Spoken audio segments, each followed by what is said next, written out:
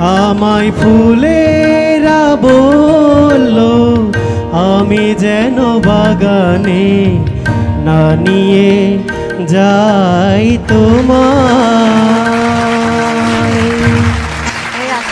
আর কিছু গাইতে হবে, আমি আসতেছি। আমার এত মিষ্টি করে গাইলো গানটা।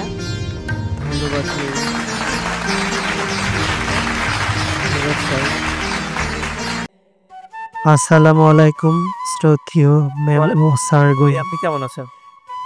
আছি, মোটামুটি ভালো আছি স্যার। ভাই আপনি কোথা থেকে এসেছেন? আমি সাভার থেকে। সাভার থেকে।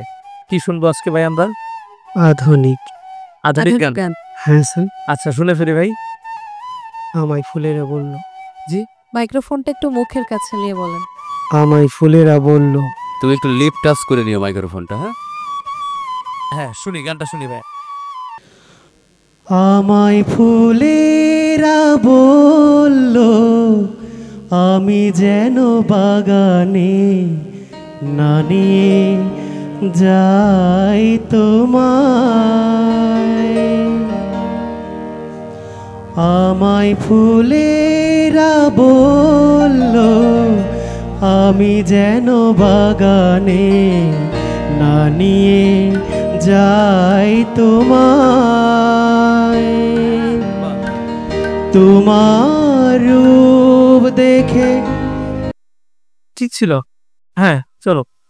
তোমার রূপ দেখে বাগানের ফুল, তোমার রূপ দেখে বাগানের ফুল লুটিয়ে পড়ে নাকি ঘাসের গালিচায় লজ্জায়।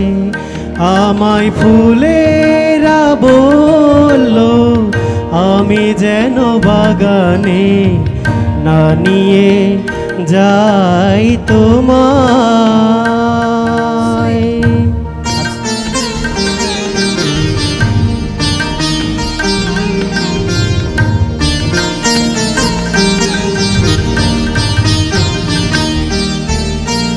চাঁদেরও একই অনুরোধ, প্রেয়সী আমার যেন না যায় উঠোনে। উঠোনে গেলে নাকি নেয়া হবে চাঁদের সাথে চরম প্রতিশোধ। দুটি চাঁদ একই সাথে আকাশে মাটিতে বলো কি করে ঝলমা।